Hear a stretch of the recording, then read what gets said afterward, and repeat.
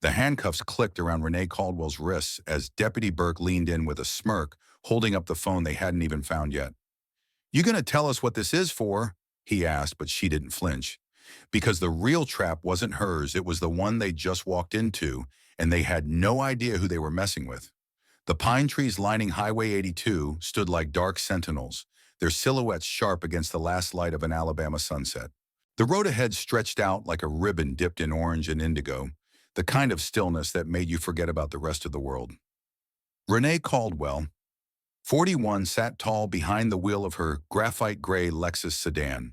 Her posture relaxed, one hand on the steering wheel, the other lightly tapping the rhythm of a Coltrane ballad humming through the speakers. She wasn't in a hurry, never was. Baton Rouge was still 2 hours out, but after 3 long days at a medical compliance seminar in Montgomery, the silence of this back road felt like a soft exhale. Her phone was on Do Not Disturb, her thoughts drifting between patient safety metrics and whether her ficus back home had survived the week without watering. She wasn't speeding. She wasn't swerving. She wasn't even sipping coffee. But when the piercing flash of blue and red lit up her rearview mirror, she blinked once and let out a sigh. Not of fear, but of mild annoyance. She flicked her turn signal, eased onto the shoulder, and rolled the window down before placing both hands calmly on the steering wheel. A tall, weathered man in tan uniform approached, the kind of man who wore his authority like cologne, heavy, intentional, suffocating. His nameplate read Hensley. His hand rested too comfortably on the butt of his holstered pistol. "License and registration," he said flatly, not a trace of greeting or explanation in his tone. Renee handed them over without a word. He barely looked at them before his eyes flicked to her back seat. "You traveling alone?" "Yes," she replied smoothly. "Where from?" "Montgomery, medical conference." "What's in the trunk?" "Luggage, work files." He tapped the roof twice with the flat of his palm. "Pop it." Renee's brow furrowed, not with alarm, but with the first whiff of what she already suspected. This wasn't about a taillight. "Is there a reason?" Hensley's jaw ticked. "You got a problem?" "No," she said, still calm, still level, and pressed the button beneath the dash. As he walked away, she watched in the side mirror while another deputy appeared, a younger man, stockier beard trimmed into a square goatee, mirrored sunglasses even though the sun was almost gone. Deputy Mason Burke. The two rummaged through her trunk, shifting suitcases and a small medical tote marked HIPAA protected materials. She couldn't hear them, but she didn't need to. She'd seen this kind of theater before. She stared forward, unmoving heart rate, steady breath, measured. After a few minutes, Hensley returned. "Step out of the vehicle." "Excuse me now." She unbuckled and stepped out onto the gravel, the jazz still playing behind her, like some detached memory of a different life. "Can you tell me what's going on?" "We found a controlled substance in your bag." His voice carried no surprise, no curiosity. It was a statement rehearsed. "Cocaine." She blinked. "No, you didn't." Burke stepped in behind her now. "Turn around, hands behind your back." "I don't consent to this search," she said louder this time. "I'm not resisting, but you're making a mistake." The cuffs clicked too quickly. The cold steel against her wrists felt insultingly familiar. "I have no record. I work in pharmaceuticals. You can call Save It for the judge." Hensley cut in. He shoved her into the backseat of the squad car like he was storing a duffel bag, not a person. As they drove off, Renee stared through the cage divider, jaw tight. The deputies made small talk. Burke joked about another one who thinks she's above the law. Hensley laughed, easy, relaxed. They didn't know. Not yet. Renee Caldwell wasn't just another black woman on the side of a southern highway. She was a federal agent embedded deep under the Department of Justice's Narcotics Division. 11 months into a covert operation, tracking corruption across a ring of small-town sheriffs and highway deputies, she was the one holding the real cards. She'd memorized every shift pattern, every badge number, every redacted report that linked missing narcotics to precincts like this one. She hadn't used her burner phone since Thursday. Her real ID was stitched into the lining of her suitcase. She knew the risks. She'd planned for every possible contingency, except this one. Getting pulled into the very trap she was trying to expose. The jail smelled like industrial bleach and stale French fries. Renee sat on a cold steel bench blazer, wrinkled eyes, steady posture, unbowed. She gave her name and birth date, but volunteered nothing more. The booking process moved like a Cataline mug, shot fingerprinting clothes, stripped by a female guard, in a room with too much echo and no dignity. Squat, the guard barked. She did. Her face didn't move. It had happened before. It would likely happen again. She wasn't afraid of moments like this. She was trained for them. They gave her an orange jumpsuit 2 sizes too big. She dressed as sat again and waited. In the holding cell, 6 other women sat, some angry, some broken, all silent. One girl, maybe 19, eyed her curiously. You knew Renee didn't answer right away. Just passing through. Aren't we all, the girl muttered, smirking. Time passed differently inside. Minutes marked by flickering overhead lights and the groan of vending machines no one used. Her handler, Leonard Franks, wasn't expecting a check-in until Monday. She was supposed to have coffee with a contact in Birmingham on Sunday morning. Her appearance at the conference had been real, but the rest was all cover. Now it was compromised. She scanned the corners of the cell. A black-domed camera stared back, half obscured by grime. That could work in her favor. She committed every inch of the room to memory. Just after midnight, a deputy escorted her down a long hallway for what they called an initial appearance. No judge. Just a desk, a flickering lamp, and a man with tired eyes. Name's Mark Delaney, he said. Court appointed. You can call me Mark. Look, I won't lie, this looks bad. Because I'm black and quiet, Renee asked.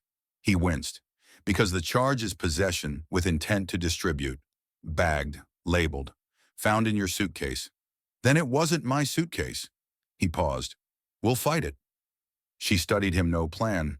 No fight, just another overworked public defender with too many clients and not enough belief. He was a footnote, not an ally. She was led back to her cell. A guard passed by, whispered something to another, laughed. She didn't flinch. That's what they wanted. That was their edge, unspoken power, unchecked authority. She'd seen it before in Mississippi and Arkansas and Georgia. Men like Hensley and Burke didn't just bend the rules, they rewrote them. But now they'd picked the wrong target. She wasn't waiting for mercy. She was watching for their next mistake.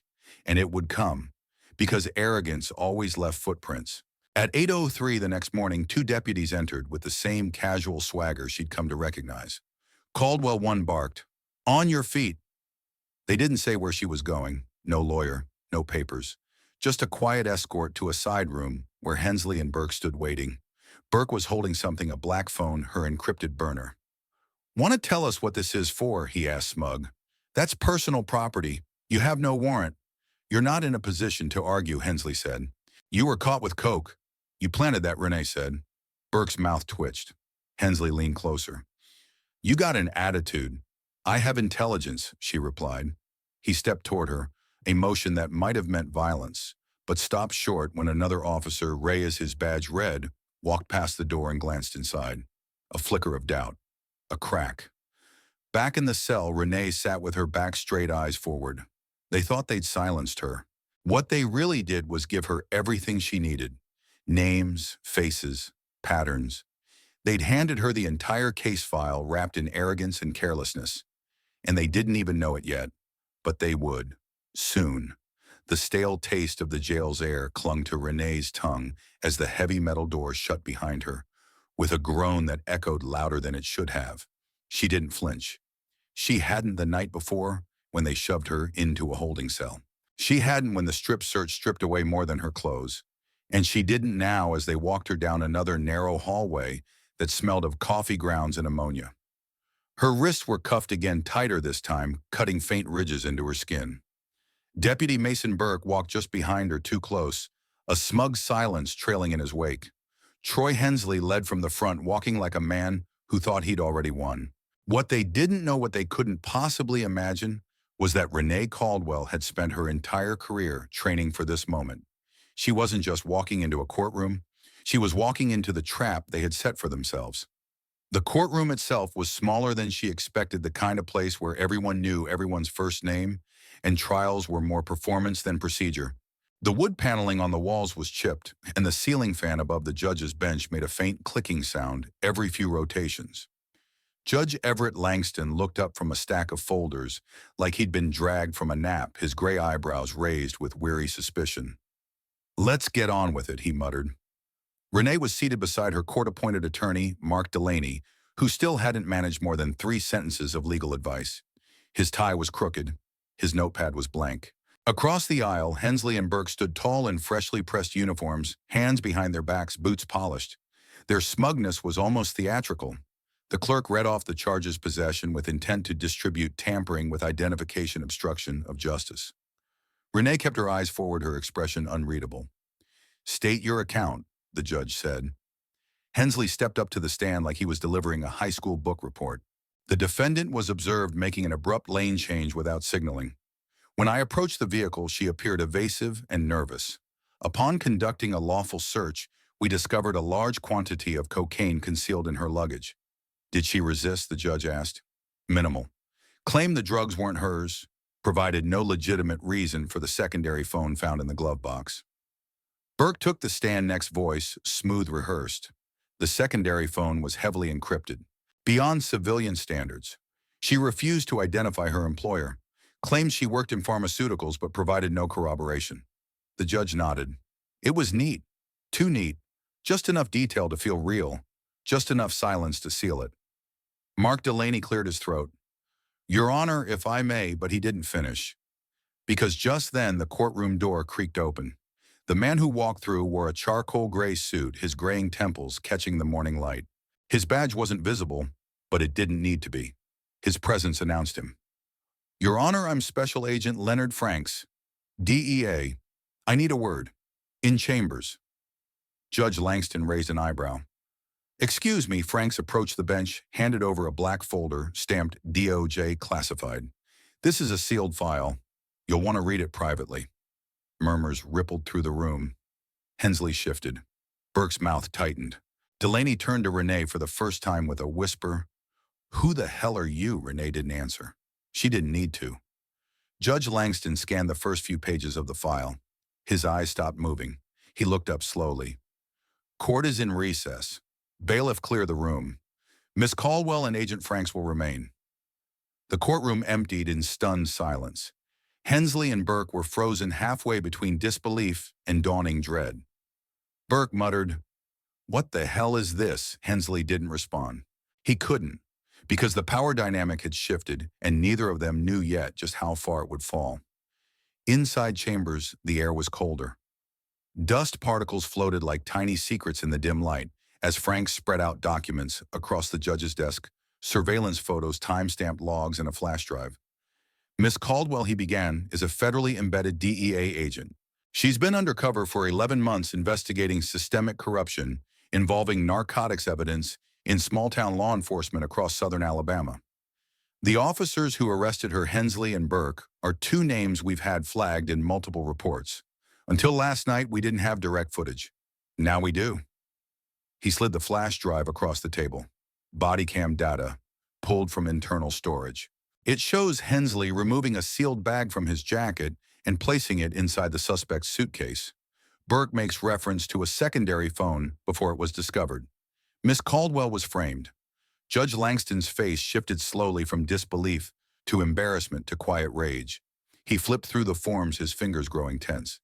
These are serious accusations. They're not accusations, Frank said calmly. They're documented actions. Renee spoke for the first time. I recognized Hensley's name when he asked for my license. It appeared twice in sealed interviews from two separate counties. Both cases involved dismissed charges, missing evidence, and women who had no criminal history. The pattern is deliberate. They stop travelers who they believe won't fight back, mostly women, mostly alone. They plant evidence, fabricate reports, and push them through local courts too overwhelmed to scrutinize. Langston leaned back in his chair, the folder still open on his desk. I've been on this bench 25 years. I don't like being made a fool. You weren't the only one, Frank said, but you have a chance to be the first to do something about it. What do you want from me? The judge asked. Dismiss the charges. Immediately, Franks replied. Detain Hensley and Burke here in the courthouse until we file federal arrest orders. My team's already pulling precinct records and syncing body cam files for forensic review. Judge Langston nodded once slowly, then stood. Back in the courtroom, silence reigned as the judge returned to the bench. Renee and Franks followed behind him. Hensley and Burke stood where they'd been, arms still folded, but something in their eyes had changed. No more smirks, no more swagger. Just the fragile silence of men who'd lost control. After reviewing sealed materials submitted by federal authorities, Judge Langston said, "Voice steady all charges against Renee Caldwell are hereby dismissed effective immediately." A stunned hush fell over the room. Furthermore, he continued, "Deputies Hensley and Burke will remain in this courthouse under supervision. They are not to leave until further notice. This matter is now under federal review." "Your Honor." Hensley started, his voice cracking. "Enough," the judge said, banging his gavel once. "Court is adjourned." Renee stood. The bailiff uncuffed her. She didn't look at either man as she passed them. She didn't need to. They'd already seen her, and now they were going to be seen by everyone else. In the hallway outside, Frank spoke quietly. "We're pulling their text logs. GPS pings. If even half of what's in your notes lines up, this will go deeper than we thought." Renee didn't respond right away. Her gaze drifted to the sunlight filtering through the old courthouse window. "They thought I was just another woman in the wrong place at the wrong time," she said. "But now they're just two men in the wrong job, with the wrong enemy." Franks gave a short nod. "Let's go. We've got work to do." And just like that, the woman who had walked in wearing cuffs walked out writing the next chapter of the investigation. Because power doesn't always raise its voice. Sometimes it waits cold, quiet, and precise, and then answers with the truth. The sound of Renee's footsteps echoed softly across the courthouse corridor as she followed Special Agent Leonard Franks out of the courtroom, where moments earlier the entire narrative had shifted. The cuffs were gone. The accusation had been shattered, and the men who thought they were in control were now being watched like the criminals they had long pretended to fight. Outside, the morning sun was finally climbing past the treetops, throwing long shadows across the courthouse steps. A pair of unmarked federal vehicles were already parked along the curb. Two agents in tactical jackets waited by one of them, holding a tablet syncing real-time data from the precinct's bodycam archive. "We've got partial logs from Hensley's unit," the taller agent reported to Franks. "He accessed the evidence locker 7 times last month, twice, on days he wasn't on duty." Franks nodded and turned to Renee, his voice low. "Just like you said, now we connect the rest." Renee didn't answer immediately. Her eyes were scanning a printed log in her hand, booking records, surveillance screenshots, case IDs, details that most people wouldn't notice, but that she had trained herself to memorize. "What about Burke?" she asked. "We're pulling his call records now. There's already chatter about a bust near Meridian last spring. Product was seized but never entered into the destruction chain." Renee looked up, and the suspect took a plea deal. No trial, no press, no trace. That was the pattern, and now it was unraveling. By the time they reached the DEA field office, a reinforced facility tucked behind a feed supply depot on the outskirts of Demopolis, a small operations team had already filled an entire wall with visual evidence, printed emails, redacted affidavits, names, faces, timestamps. A corkboard web of strings and pins linked officers to cases and cases to substances that never made it into official logs. Renee moved through the room without saying much. She didn't need to. She'd been building this map in her head for nearly a year. What they'd created wasn't just abuse of power, it was a black market pipeline dressed in a badge. Evidence from legitimate seizures was quietly rerouted through back channels, sold off, or used as leverage in street-level exchanges. Hensley and Burke weren't operating alone, but they were a start. Renee reviewed the files, eyes darting from page to page, cross-checking hand-scribbled case numbers with logs she'd stored in a hidden drive back in Baton Rouge. This one, she said, tapping a mugshot of a young woman in her mid-20s, Latrice Johnson, arrested in Escambia County, similar charges. Claimed the drugs weren't hers. Hensley signed off on the report. An agent leaned over. "You think it's connected?" "No. I know it is. She's one of at least 6. Same MO, same paperwork, same deputies. We can reopen the cases," Frank said. "Already sent a request to DOJ." Renee paused, then said, "I want to visit her." "And the others?" He glanced at her. "That's not required. We can handle the rest from here." "It is to me." She didn't explain further. She didn't need to. Within the week, Renee met 3 women whose lives had been shattered by arrests made under Hensley and Burke's jurisdiction. One of them, a mother of 4, had spent 11 months in pretrial detention before charges were mysteriously dropped. She hadn't seen her kids in nearly a year. Another woman broke down in tears the moment Renee walked through the door, too overwhelmed to even speak. Renee sat beside her in silence, letting her cry, her own chest tightening with each sob. She handed them all sealed folders, contacts for pro bono legal assistance, housing support, and DOJ advocacy teams. You weren't crazy, she told one of them. You weren't guilty. You were targeted. And we're going to make it right. The DOJ moved fast. A federal grand jury issued indictments within 2 weeks. Hensley and Burke were each charged with multiple counts evidence tampering civil rights violations, conspiracy to distribute narcotics, and obstruction of justice. The press dubbed them the Highway 82 Enforcers, a name that suggested far more honor than they ever deserved. National outlets picked up the story, but Renee declined every interview. Her name wasn't the one that needed to be known. The damage wasn't just legal, it was human. And that part didn't fit neatly into a headline. Back in Baton Rouge, Renee's apartment greeted her with the same quiet warmth it had always held. Her suitcase, still untouched from the night she was arrested, sat in the corner of her bedroom. She opened it slowly, pulled out the neatly folded blazer she wore that night, then tossed it into a small evidence bin she kept under her desk. Not for a trial, just a reminder of how close the system came to swallowing her, and how close she came to disappearing. She made a call the next morning. "Leonard, I'm taking 2 weeks. I need the time." "You've earned 6, Frank said. "I'll settle for 2. Then I'm back in." He didn't argue. He knew better. Renee didn't rest because she needed to escape. She rested so she could return stronger, because the job wasn't done. There were still files to review, people to visit, and a system to shake. One afternoon, she sat across from a DOJ policy advisor, outlining procedural reforms to prevent precinct-level evidence manipulation, chain of custody logs, body cam activation audits, independent counsel reviews. "We need real accountability," she said, "not just after the damage, before it begins." "And you?" the advisor asked. "What do you want?" Renee looked out the window. "I want silence to stop being an option." That evening, she sat on her porch with a cup of tea in hand, watching the neighborhood go quiet. A young black girl walked past on the sidewalk, headphones on a backpack slung over one shoulder. She glanced at Renee just for a moment. Their eyes met. Renee nodded, just once. A small, steady gesture, the kind her father used to give when words weren't necessary. She thought about him often, his voice calm but commanding. "Power doesn't always speak loudly," he once told her. "Sometimes it waits, and then answers with the truth." That's what she'd done. She hadn't shouted. She hadn't begged. She'd waited, collected, endured. And then she had answered with names, files, footage, and facts. And now the men who tried to erase her were behind bars. And the truth, the real truth, wasn't just spoken. It was documented. It was undeniable. And it was hers. Would you like a story summary, thumbnail line, or video title next?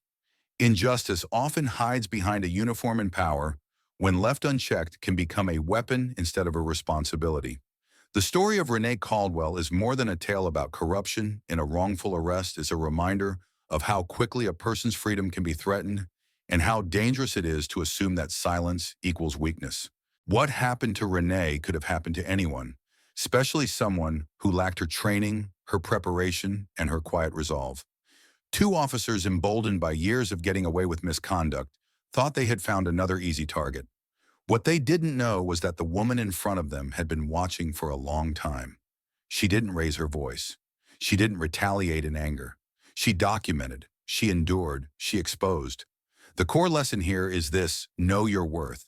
Know your rights. And above all, stay prepared. Justice isn't always immediate, and it isn't always loud. But when pursued with patience, precision, and purpose, it is powerful.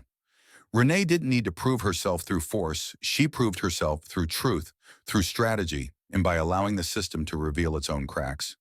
To our viewers, especially those who have ever been dismissed, profiled, or silenced, we hope this story speaks directly to you. You are not invisible, and your story matters. Whether you're a teacher, a nurse, a retired veteran, a student, or simply someone trying to live with dignity, your voice is valuable and your truth deserves light. And if you ever feel overwhelmed by the weight of unfair treatment, remember what Renee's father taught her: power doesn't always speak loudly. Sometimes it waits, and then answers with the truth. Be patient, be wise, and never underestimate the strength of quiet resolve. From all of us at US Instructive Stories, thank you for watching, for listening, and for thinking deeply about the lessons behind these real-life inspired events.